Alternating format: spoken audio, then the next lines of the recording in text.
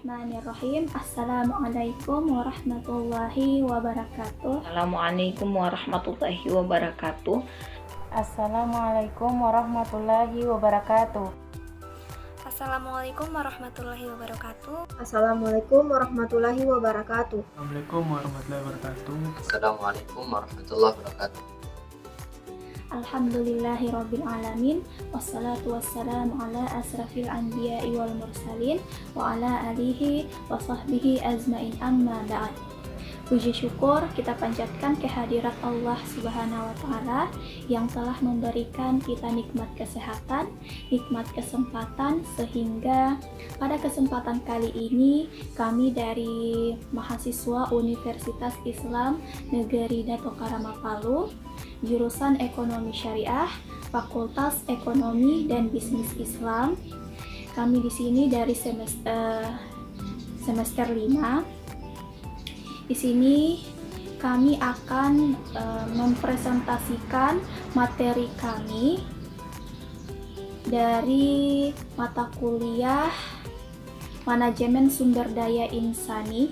Kami dari kelompok 5. Untuk itu, izinkan kami mempresentasikan materi kami.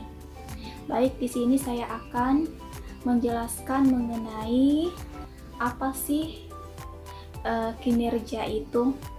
Nah, dalam Kamus Besar Bahasa Indonesia, arti dari kinerja atau performance itu adalah sesuatu yang dicapai. Yang kedua, kemampuan kinerja. Dan yang ketiga, prestasi yang diperlihatkan. Nah, secara umum, kinerja didefinisikan sebagai tingkat keberhasilan seseorang dalam melaksanakan pekerjaannya. Robbins menjelaskan bahwa kinerja merupakan suatu hasil yang dicapai oleh pekerjaan dalam pekerjaannya menurut kriteria tertentu yang berlaku untuk suatu pekerjaan.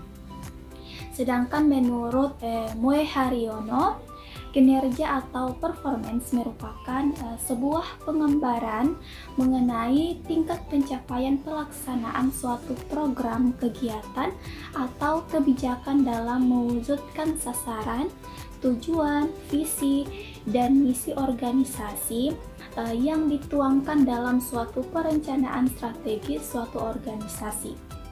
Dan adapun menurut Notoat Mojo bahwa kinerja tergantung pada kemampuan bawaan atau kemampuan yang dapat dikembangkan, bantuan untuk terwujudnya, insentif materi maupun non-materi. Nah, lingkungan dan evaluasi. Kinerja dipengaruhi oleh kualitas fisik individu, keterampilan dan kemampuan, pendidikan dan keserasian lingkungannya, termasuk insentif dan non-insentif dan teknologi. Baik, untuk submateri berikutnya saya berikan kepada teman saya untuk melanjutkan membacakan materinya. Untuk itu saya persilahkan. Saya Oktaviani, NIM 1951202444.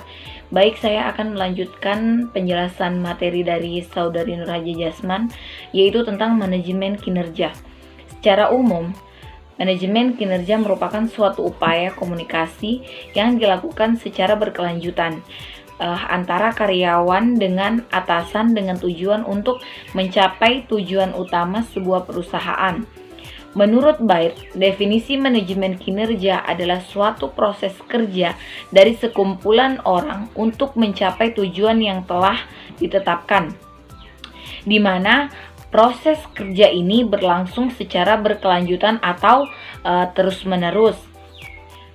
Sistem manajemen kinerja menurut Shimamura, kinerja merupakan hasil kerja yang dicapai seseorang atau sekelompok orang dalam suatu organisasi sesuai dengan wewenang dan tanggung jawab masing-masing dalam rangka upaya mencapai tujuan organisasi bersangkutan secara legal, tidak melanggar hukum dan sesuai dengan moral maupun etika. Sistem manajemen kinerja adalah suatu proses untuk menciptakan pemahaman bersama antara pejabat, penilai, dan karyawan yang dinilai mengenai apa yang harus dicapai atau target perusahaan dan bagaimana mencapainya atau kompetensi serta metode penilaiannya. Sekian dari saya akhiri, wabillahi taufik wal hidayah. Wassalamualaikum warahmatullahi wabarakatuh. Nama saya Rahmawati, NIM 195120131. Baiklah, pada kesempatan ini saya akan melanjutkan pemaparan dari teman saya, Saudari Oktaviani. Jadi pada bagian ini saya akan menjelaskan tentang penilaian kinerja. Jadi penilaian kinerja adalah sistem formal yang digunakan untuk mengevaluasi kinerja karyawannya agar sesuai dengan standar kerja yang telah ditetapkan. Kemudian menurut pendapat ahli Robert L. Nedis dan Johan H. Jackson, definisi penilaian kinerja dalam kurung performance appraisal adalah proses mengevaluasi seberapa baik karyawan melakukan pekerjaan mereka jika dibandingkan dengan seperangkat standar, dan kemudian mengkomunikasikan informasi tersebut pada karyawannya. Selanjutnya menurut Nawawi, jadi penilaian kinerja adalah kegiatan mengukur atau menilai pelaksanaan pekerjaan untuk menetapkan sukses atau gagalnya seseorang pekerja dalam melaksanakan tugas dan tanggung jawab di bidang kerjanya masing-masing. Selanjutnya ada menurut Sainal dan Bohlade, yaitu penilaian kinerja dapat didefinisikan sebagai suatu proses penilaian yang dirancang untuk membantu karyawan mengerti peran, tujuan, ekspektasi, dan kesuksesan kinerja yang diadakan secara berkala, seperti itu. Jadi untuk selanjutnya akan dilanjutkan oleh teman saya. Terima kasih. Perkenalkan, nama saya Rili Andriani, NIM 1951234. Baik, saya akan melanjutkan materi yang telah dipaparkan oleh teman saya sebelumnya. Manfaat penilaian kinerja, yakni dapat meningkatkan rasa kebersamaan, mengembangkan kemampuan, keterampilan, dan kemauan para karyawan dalam bekerja. Dapat meningkatkan pandangan secara luas mengenai tugas para karyawannya, dapat meningkatkan pencapaian tujuan perusahaan. Penilaian kinerja dibutuhkan untuk mengetahui tingkat keberhasilan kinerja setiap karyawan.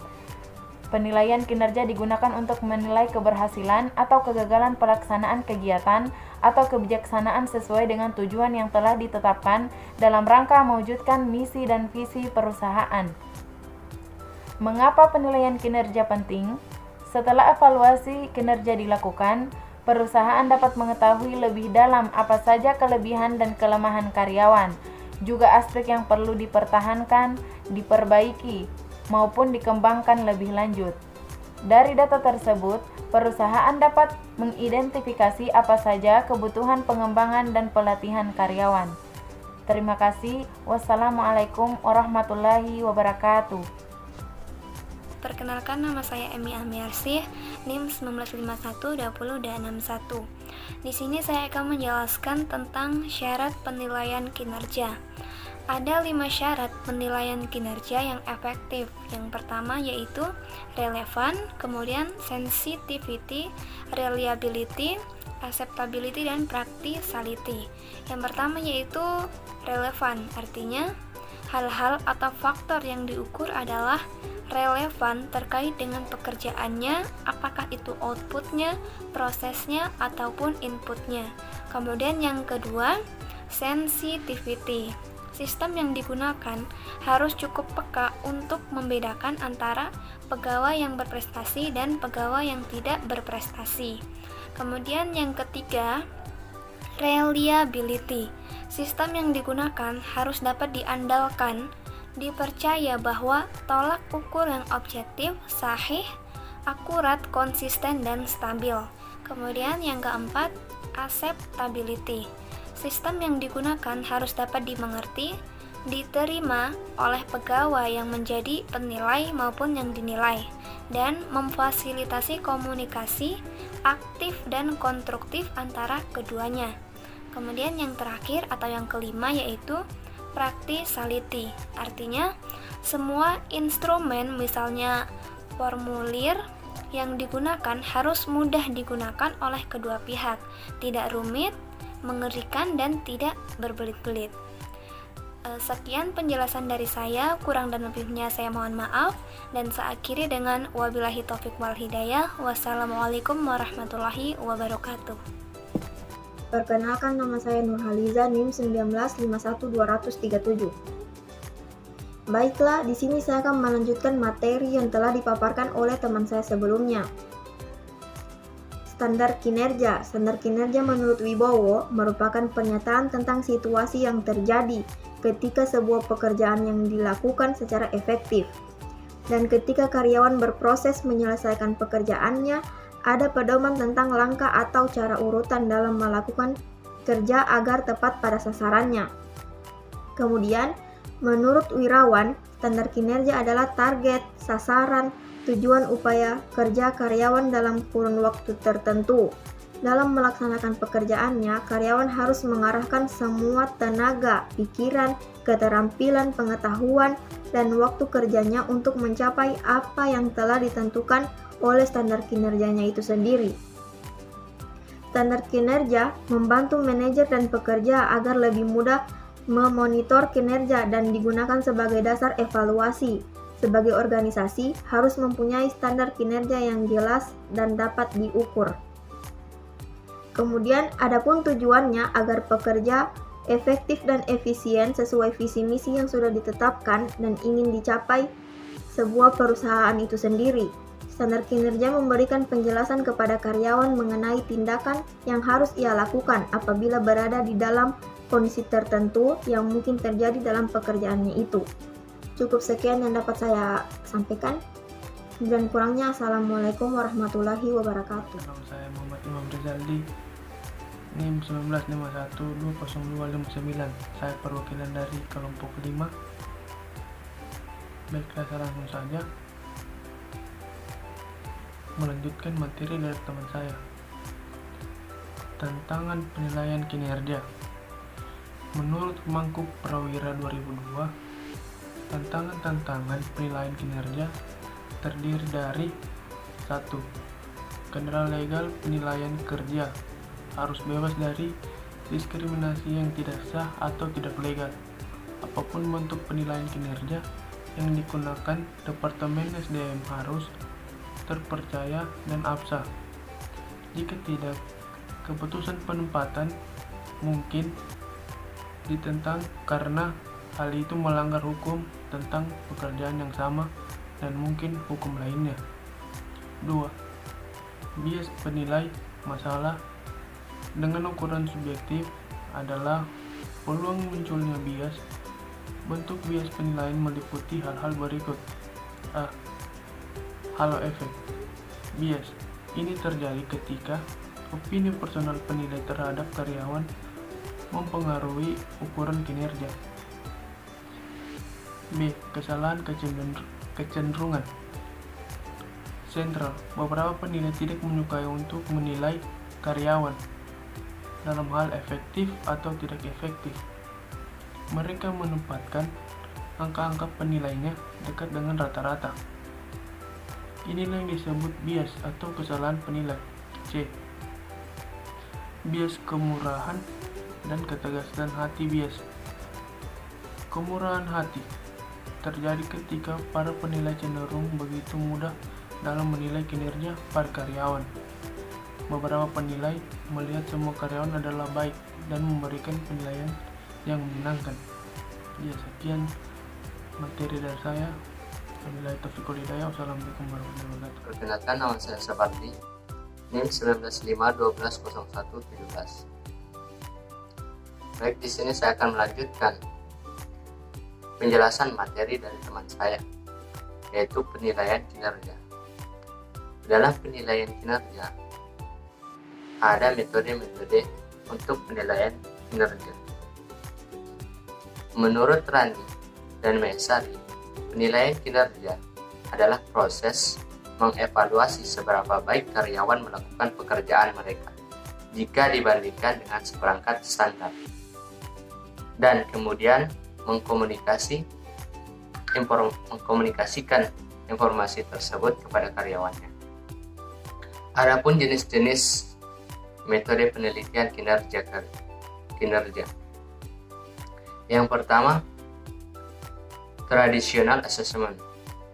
Dan yang kedua, management by objective. Dan yang ketiga, Dingley feedback. Dan yang keempat, assessment center method. Dan yang terakhir adalah human resource dan accounting method. Baik, sekian dari penjelasan materi dari kelompok kami, itu kelompok 5. Semoga kita bisa mengambil manfaat dan menerapkan dalam kehidupan sehari-hari.